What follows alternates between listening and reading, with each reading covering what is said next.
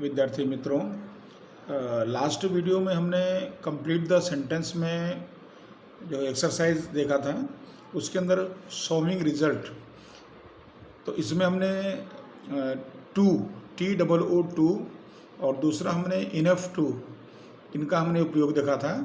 और आज के वीडियो में हम शोइंग रिजल्ट में, जिसको हम बोलते हैं परिणाम दर्शाना, तो उसमें हम देख रहे हैं सो डैश दैट। इसका मतलब हुआ इतना अधिक की, ठीक है। और सो डैश दैट ये हकारात्मक तथा नकारात्मक सूचित करता है, यानी दोनों में इसका उपयोग होता है, वो हकारात्मक हो या नकारात्मक हो। वाक्य रचना समझें। वाक्य रचना में सबसे पहले कर्ता, उसके बाद क्रियापद, फिर सो, उसके बाद एडजेक्टिव विशेषण आएगा, फिर दैट, और फिर कर्ता जो अनुरूप कर्ता बनता होगा, और जिसको बोलते हैं कर्ता का सर्वनाम। जैसे यहाँ पर रमेश है तो यहाँ हम बता देंगे ही, ऐसा कर्ता चेंज होगा।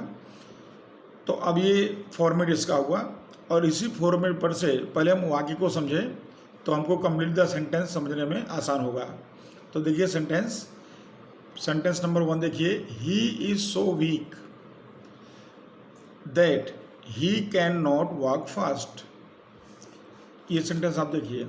अब यहाँ हम वाक्य रचना देखिए, तो फॉर्मेट देखो। फॉर्मेट में सब्जेक्ट में ही, क्रियापद इज, सो, विशेषण है वीक, दैट, सब्जेक्ट ही, क्योंकि यहाँ पर ही है तो यहाँ भी ही, और उसके बाद कैन नॉट वॉक फास्ट। अब यहाँ आपको ध्यान रखना है कि अगर हमारा सेंटेंस प्रेजेंट टेंस में है, जैसे यहाँ इज है तो प्रेजेंट टेंस है, तो यहाँ पर अगर निगेटिव है तो कैन नॉट इस तरह से यूज होगा, कैन नॉट, विल नॉट, ऐसा भी हो सकता है। और अगर ये पास्ट टेंस होता, वॉज, वर, ऐसा कुछ उपयोग हुआ होता, तो यहाँ फिर कुड नॉट होता है। ये आपको ध्यान रखना है कि सेंटेंस प्रेजेंट है तो यहाँ प्रेजेंट में कैन रहेगा, और पास्ट है तो यहाँ क्या हो जाएगा, कुड हो जाएगा। सेकंड देखिए, Salman walked so slow that he could not catch the bus. तो यहाँ देखिए, सलमान सब्जेक्ट हो गया, क्रियापद वॉक्ड। अब यहाँ पर देखिए सेकंड फॉर्म आ गया, भूतकाल है ये।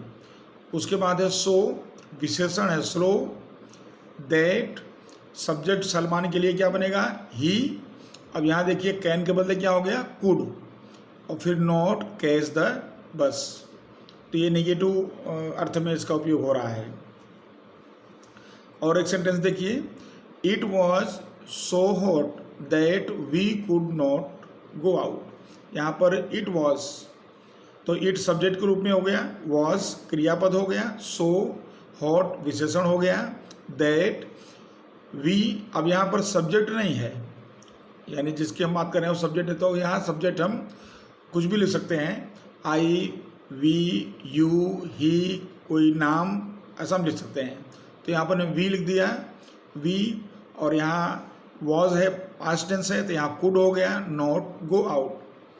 तो इस तरह से इट वाज, यानी यहाँ इतनी गर्मी थी कि हम लोग बाहर नहीं जा सके, ठीक है। इसका देखिए, Salman walked so slow, Salman इतने धीमे चला कि वह बस नहीं पकड़ पाया।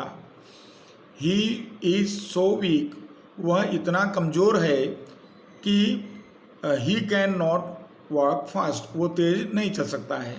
तो ये सारे निगेटिव सेंटेंस में आपने सो और दैट का उपयोग आपने देखा। अब इसको हम कंप्लीट द सेंटेंस में समझते हैं। तो देखिए, नाउ कंप्लीट द सेंटेंसेस। एक सेंटेंस देखिए, डॉक्टर हाथी इज सो फैट। यहाँ पर सेंटेंस दिया हमको, और आगे डैश, ये कंप्लीट करना है। और हमको ब्रैकेट में दिया है क्लू के रूप में दैट, और यहाँ हमको इंडिकेट कर रहा है कि शोइंग रिजल्ट। तो हमको यहाँ पर ये देखिए सो, और यहाँ बीच में विशेषण आ गया, और उसके बाद दैट आ रहा है, तो यानी शोइंग रिजल्ट यहाँ वाक्य बनेगा। अब हमको आगे वाक्य जोड़ना है, तो डॉक्टर हाथी इतने मोटे हैं कि वो चल नहीं सकते, वो तेज नहीं चल सकते, ऐसे कोई भी सेंटेंस हम समझ सकते हैं। दूसरा, डॉक्टर हाथी इज यहाँ पर है तो ये वर्तमान काल है, प्रेजेंट टेंस है। तो देखो वाक्य कैसे जोड़ेंगे, डॉक्टर हाथी इज सो फैट, आगे जोड़ेंगे दैट, और डॉक्टर हाथी है तो क्या होगा ही, प्रेजेंट टेंस है तो क्या होगा कैन नॉट वॉक फास्ट, कि वह तेज नहीं चल सकते। तो इस तरह से सेंटेंस कंप्लीट हो गया। दूसरा देखिए, दूसरे वाक्य में है पवन इज सो क्लेवर, यहाँ पर पवन इज सो क्लेवर, पवन इतना होशियार है। अब यहाँ आपको इंडिकेट दिया है, दैट का क्लू का उपयोग करना है और शोइंग रिजल्ट, तो दैट, तो पवन इतना होशियार है कि, तो अब देखो जोड़ेंगे इसको, that he can understand the poem, that उसके बाद पवन के लिए ही, और यहाँ पर क्लेवर होशियार है, तो इसका रिजल्ट पॉजिटिव बता रहे हैं इसको हम, इसलिए नोट नहीं लगाए। तो that he can understand the poem, वो पोएम को समझ सकता है, या वो परीक्षा पास कर सकता है, या वो अच्छे नंबर ला सकता है। ऐसे हम कोई भी वाक्य बना देंगे, लेकिन इसका जो फॉर्मेट है वो हमारे वाक्य की तरह होना चाहिए। उसके बाद अगला सेंटेंस देखते हैं। अगला सेंटेंस जो है इसके बाद का, तो थर्ड सेंटेंस में पहले ब्लैंक दे दिया है, खाली जगह पहले आ गया, you could not solve it. तो अब यहाँ पर पहले वाक्य है तो उसको हमको फॉर्मेट के अनुसार समझना पड़ेगा। तो पहले वाक्य है तो क्या होना चाहिए, तो पहले कर्ता होना चाहिए, फिर क्रियापद होना चाहिए इस तरह से, और फिर सो लगना चाहिए, फिर विशेषण आना चाहिए, तब दैट आएगा ना। तो अब इसके पहले क्या वाक्य होगा, यहाँ पर हमको ब्रैकेट में यहाँ पर इंडिकेट किया गया है सो हार्ड, यानी सो के बाद विशेषण क्या लेना है हमको, हार्ड, और शोइंग रिजल्ट का वाक्य बनाना है।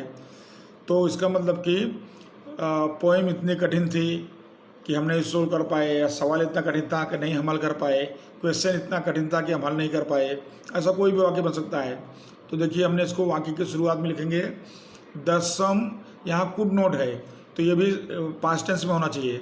तो the sum was so hard, the sum was so hard that, और फिर वाक्य आगे जोड़ देंगे you could not solve it, सवाल इतना कठिन था कि तुम इसे सोल्व नहीं कर सकते थे। तो ये वाक्य सेंटेंस हो गया, पहले खाली जगह तो इस तरह से बनाने का।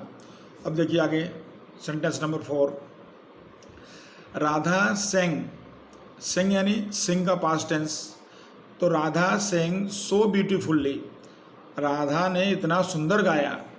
अब ब्रैकेट में यहाँ दिया है दैट का उपयोग करो शोइंग रिजल्ट, तो उसने इतना अच्छा गाया कि सब लोग उसकी प्रशंसा किए, या उसे पहला इनाम मिला, इस तरह से कुछ भी जोड़ सकते हैं। तो दैट, अब दैट लगाने के बाद राधा है तो क्या होगा सी, तो दैट सी, और उसके बाद वॉन सेकंड फॉर्म है, तो सी वॉन द फर्स्ट प्राइज, कि उसने प्रथम इनाम जीत लिया है, उसने अच्छा गाया। और यहाँ पर ब्यूटीफुल्ली के बदले अगर इसका अपोजिट होता तो फिर यहाँ क्या हो जाता, फिर सी कुड नॉट, तब यहाँ निगेटिव हो जाता सेंटेंस।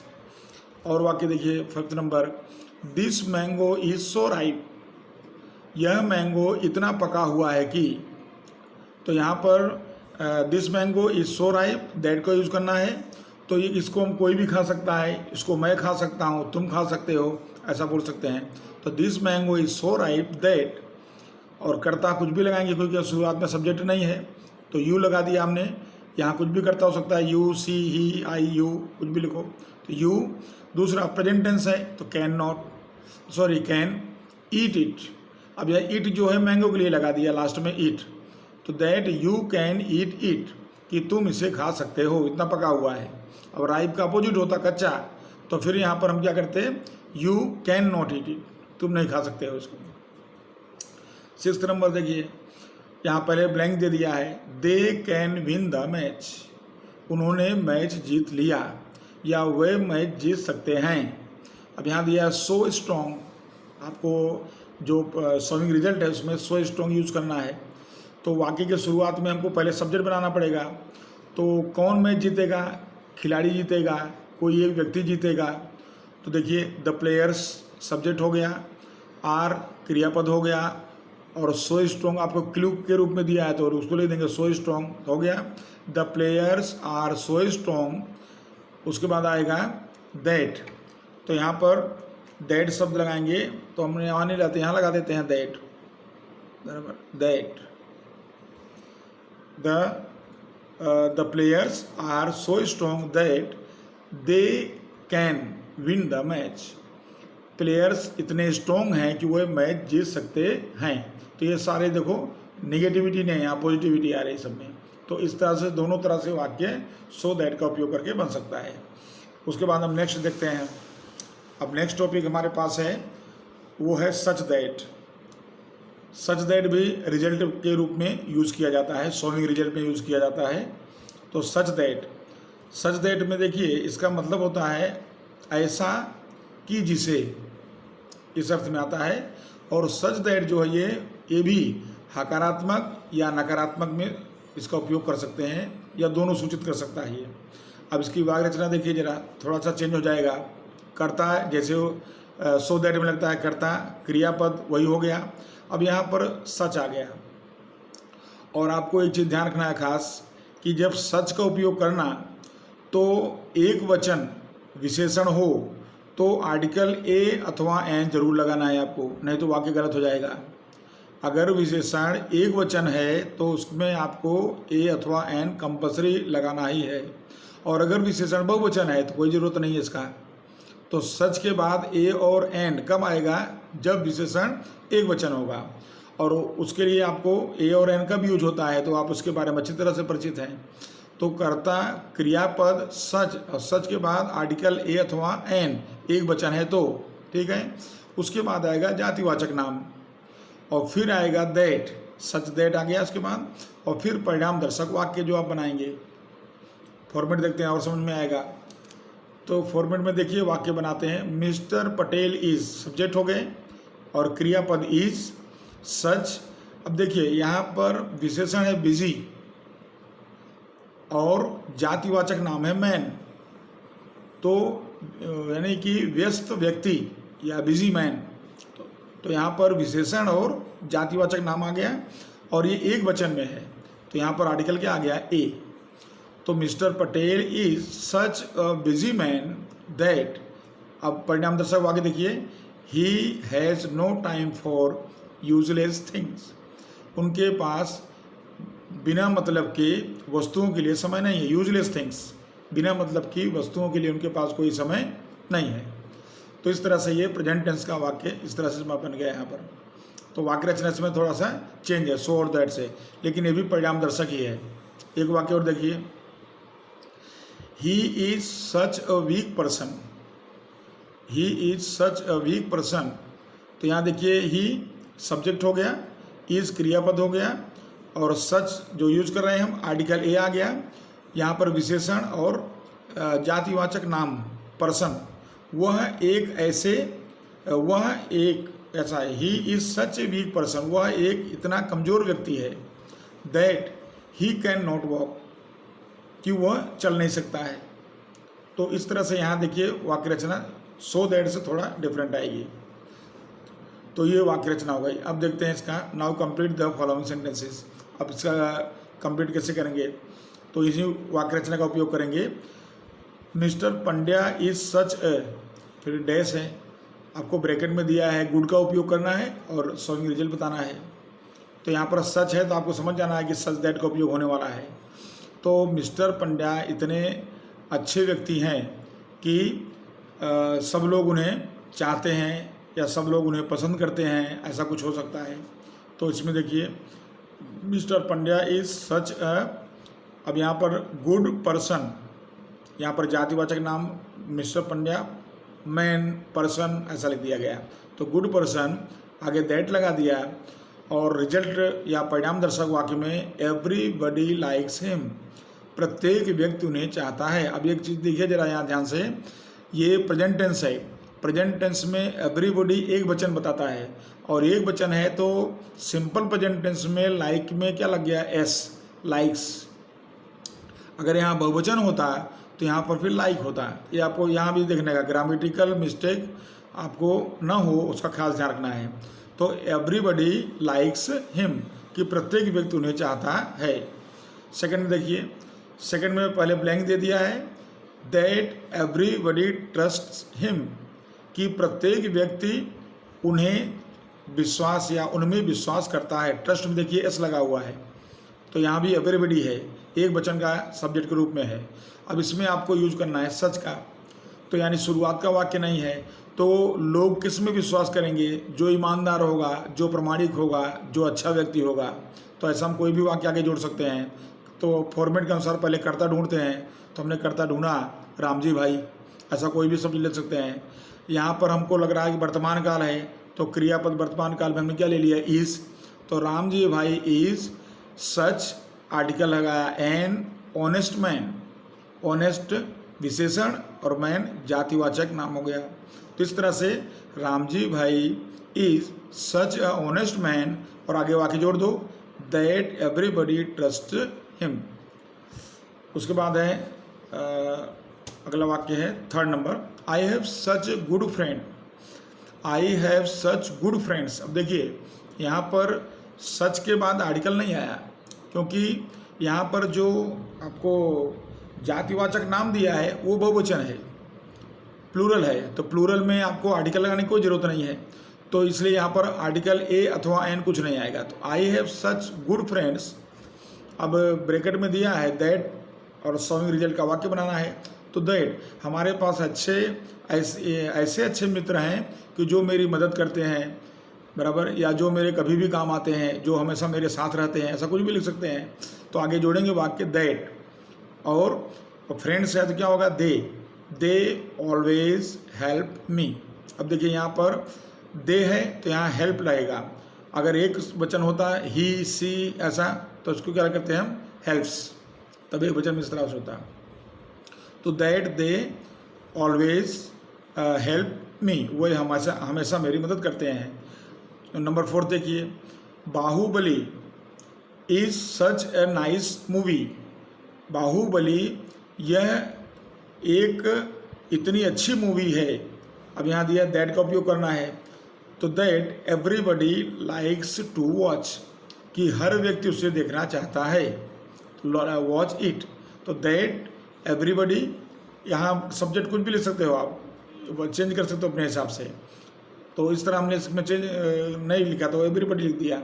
तो दैट एवरीबडी लाइक्स, एक वचन के हिसाब से लाइक्स टू वॉच इट, कि हर व्यक्ति उसको देखना चाहता है। 5th नंबर में mister Bhide is such a rude man, mister Bhide इतने र्यूड यानी कठोर व्यक्ति हैं।